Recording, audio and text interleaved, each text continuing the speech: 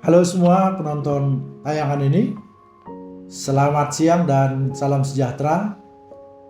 Seperti biasa, moto kita adalah neraca harus seimbang agar pencari keadilan tidak bimbang.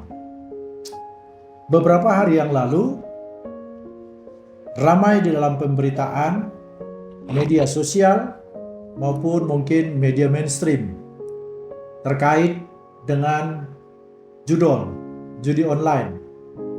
Saya sendiri ada membuat tayangan video tentang judi online.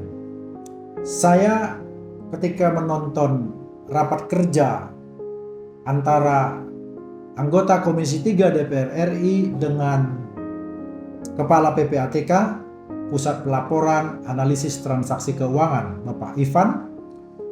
Waktu itu saya sangat bersemangat, sangat bergairah mendengarkan pemaparan dari Kepala PPATK, Bapak Ivan. Dalam pemaparan itu kita tahu sendiri berapa banyak orang yang terlibat dalam judi online, seperti apa lapisan masyarakat dimasuki oleh judi online, mulai dari lapisan masyarakat yang katakanlah paling bawah sampai lapisan masyarakat yang paling tinggi, yang tertinggi.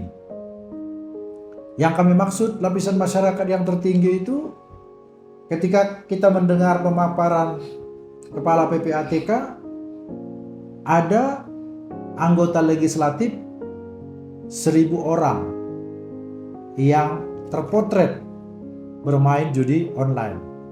Nah, kita nggak tahu diantaranya berapa anggota DPR RI. Tetapi kami melihat waktu itu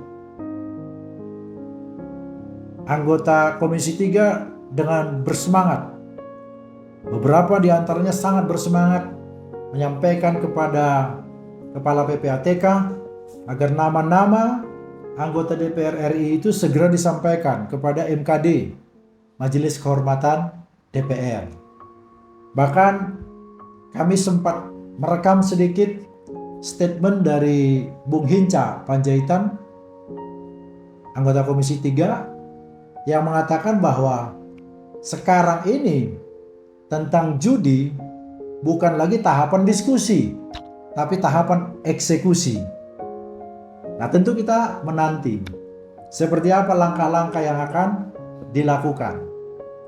Nah, apalagi kalau kami kaitkan dengan keterangan atau hasil wawancara perbincangan Menkominfo Bapak Budiari Setiadi yang dengan jelas mengatakan bahwa bandar judi itu sudah diketahui.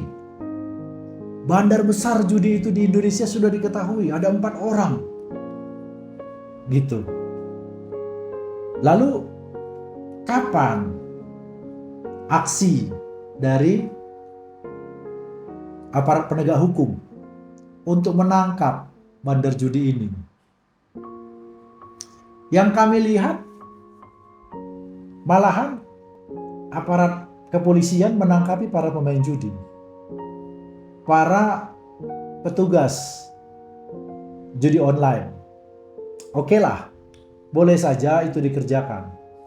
Tapi menurut kami yang paling penting, yang paling utama adalah menangkap bandarnya.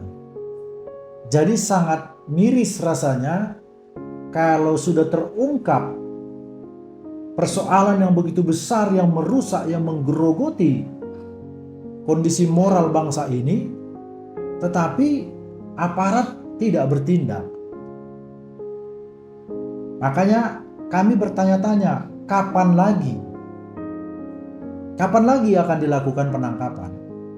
Nah, kalau ini dibiarkan, karena ini berlomba dengan waktu.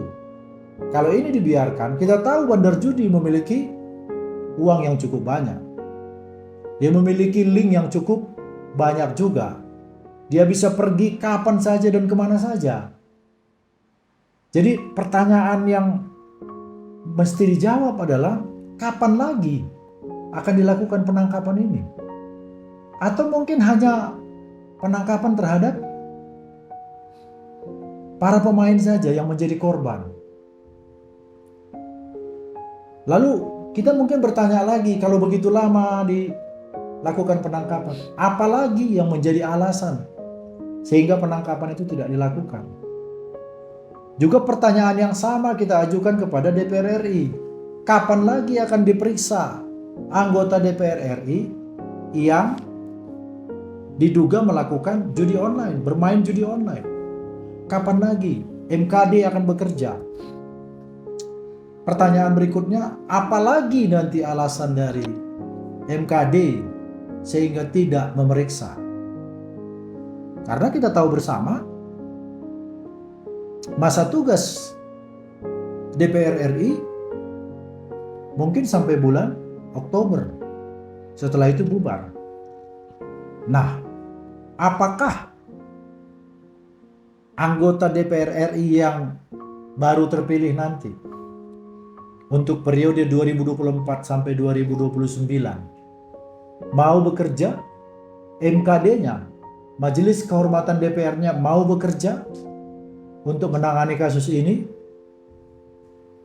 Ini tentu menjadi pekerjaan yang seperti sia-sia saja. Pertanyaannya lagi, kapan lagi Satgas, Satker yang telah dibentuk oleh Presiden ini bekerja?